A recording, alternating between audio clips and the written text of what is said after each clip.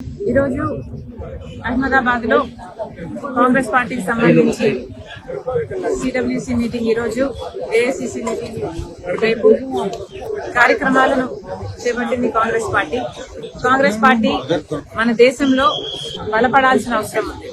మొన్నటికి మొన్న చూసాం బీజేపీ పార్టీ ఎలా వక్ఫ్ అమెండ్మెంట్ బిల్లు దౌర్జన్యంగా ఎంతో మంది మైనారిటీలకు అన్యాయం చేస్తూ ఎలా దాన్ని పాస్ చేశారు. బీజేపీకి తెలిసిందల్లా విభజించు పాలించు, మతం పేరుతో కులం పేరుతో విభజించాలి, వారి మధ్య చిచ్చు పెట్టాలి, ఆ చిచ్చులో వీళ్ళు చలి కాచుకోవాలి. ఇదే బీజేపీ చేసిన రాజకీయం. ఇప్పుడే కాదు, ఇదే కాదు, బీజేపీ మన దేశంలోని అన్ని వ్యవస్థలను, ఎలక్షన్ కమిషన్ తో సహా అన్ని వ్యవస్థలను స్వలాభం కోసం వాడుకుంటుంది. అదానీ లాంటి వాళ్లకు మేలు చేయడానికి దేశ సంపదని దోచిపెడుతుంది. ఈ పరిస్థితులన్నీ మారాలి అంటే కాంగ్రెస్ పార్టీ అధికారంలోకి రావాలి.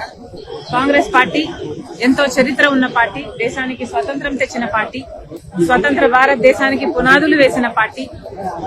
ఆ తర్వాత కూడా ఎన్నో పాలసీల ద్వారా, పథకాల ద్వారా దేశ అభివృద్ధి కోసం, దేశ ప్రజల సంక్షేమం కోసం చిత్తశుద్ధితో పనిచేసిన పార్టీ. ఈ రోజు మళ్లీ ఆ కాంగ్రెస్ పార్టీ అవసరం ఉంది. ఎందుకంటే ఈ రోజు మన రాజ్యాంగం బ్రతకాలన్నా కాంగ్రెస్ పార్టీ మళ్లీ రావాలి, పుంజుకోవాలి. ప్రజాస్వామ్యాన్ని బతికించుకోవాలన్నా, మైనారిటీల, బడుగు బలహీన వర్గాల మంచికి పనిచేయాలన్నా కాంగ్రెస్ పార్టీ అధికారంలోకి రావాలి.